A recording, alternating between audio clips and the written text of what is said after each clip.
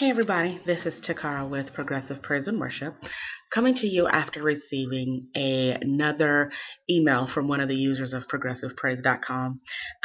We'll call her Mary, so we won't put her business out there.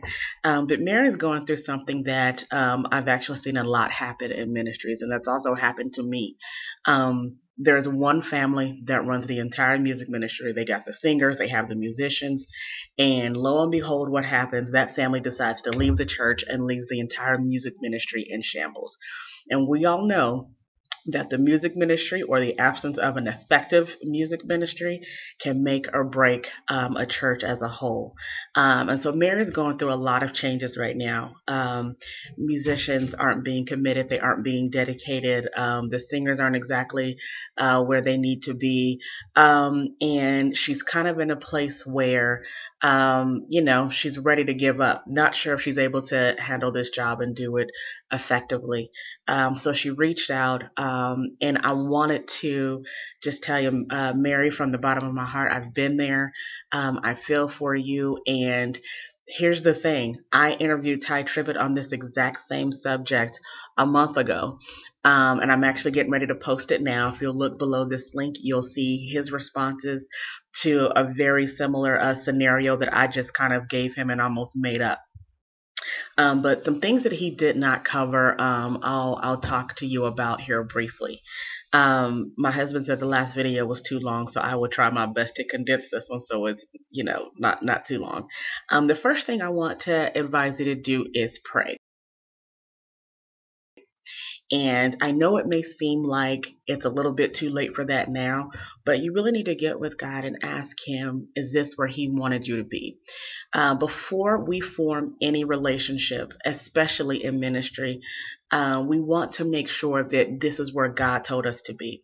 A lot of times we say yes out of obedience to our pastors, obedience to our leaders, without first making sure if it's something that God has said, okay, this is your assignment.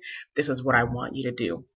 So find out, get with God, and be honest when you're listening. Have honest ears and have realistic ears, so that way if God's telling you, Mary, I may need you to step aside, this is not your battle, that you're open to hear this. The second thing I wanted to talk to you about was that ensure that you have the support of your pastor. I cannot tell you enough that the success or failure of your leadership as a worship leader depends on whether or not you have your pastor's support and backing. And what I mean by that is, a lot of times you see worship leaders in positions where they're only allowed to teach music and teach parts. And when it comes down to setting expectations and even disciplining the worship team for the things that may not be going right, or the musicians, or having these hard conversations with musicians when they're running late and not on time, it's a lot in part due to the fact that you don't have the support of your leadership and your pastor. So make sure, sit down and talk to your pastor and find out what his expectations are of you. Have it lined out, write it down, what his expectations are of the music ministry as a whole, and find out what his vision is as a whole. This will help you all work together. This partnership that you have formed, that you have said yes to, it's really going to make or break the ministry, the music ministry, if you all cannot work together. So make sure you have that support. Make sure that he is backing you when you need to set someone down, when you need to have a tough conversation about why Sister Jenkins is consistently late every single week. Make sure these things are in place, because a lot of times the worship team, they will see if you don't have the control. They will see if you don't have the power, and they will run all over you. I've seen it way too many times.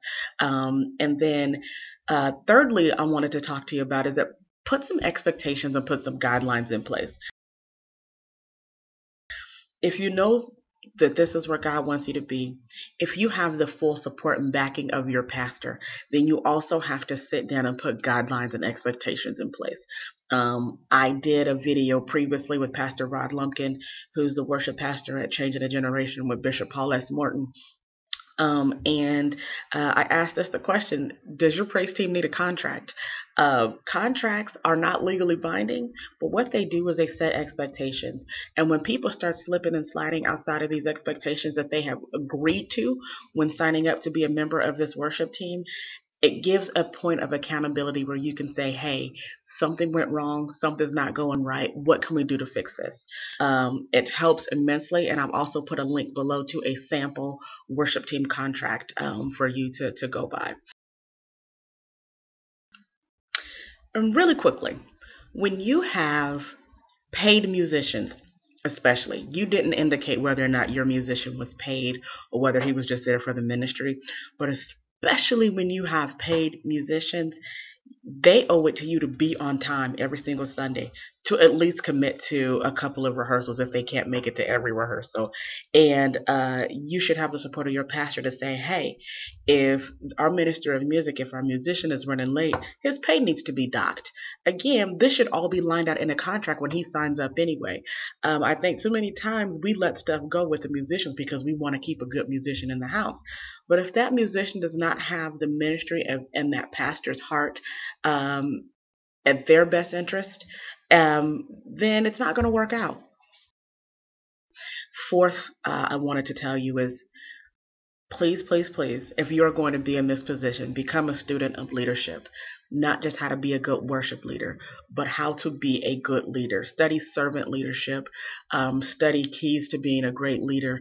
You owe it to the people that you're serving. You owe it to your pastor to know that you are doing everything you can to master this task and this assignment. Biblically, there are several leaders that you can learn from Moses all the way down to the Apostle Paul.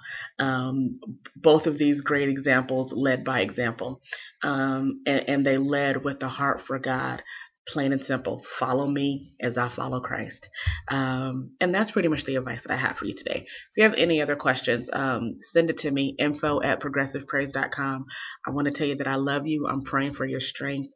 I'm praying for guidance. And I'm praying for God to give you a clear sense of direction on where to go and where to move next.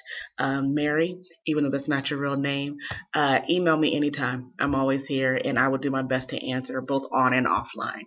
Have a great Tuesday and talk to you soon.